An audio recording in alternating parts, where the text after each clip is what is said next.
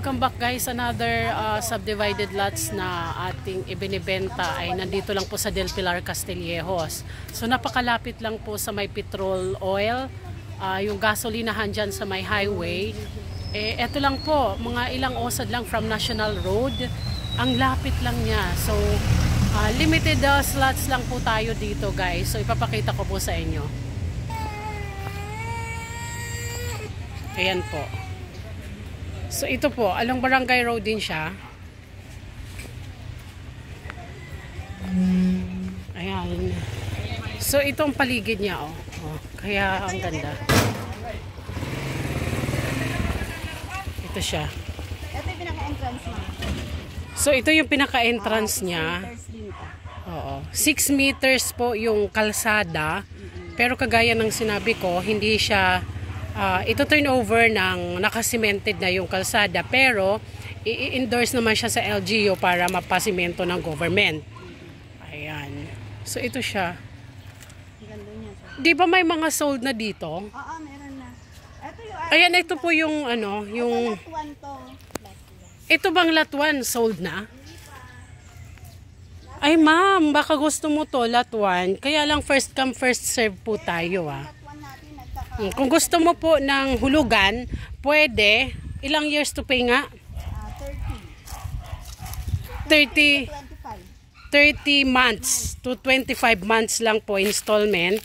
And then kung gusto nyo naman po mag down payment, 30% to 50% pwede rin.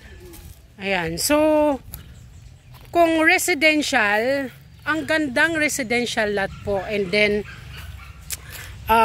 kung ang plano mo is pagtanim-taniman din naman muna, pwede rin.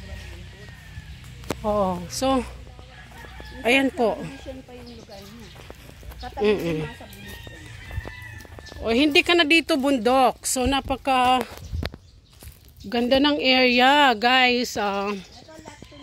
If you are interested to avail this lot, ayan.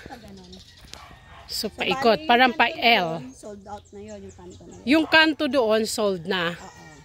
Tapos yung may bahay doon, yun yung pinapaupahan na ngayon, Oo. sold na yun. Yung bahay dito sa... So, hanggang dyan sa may fence?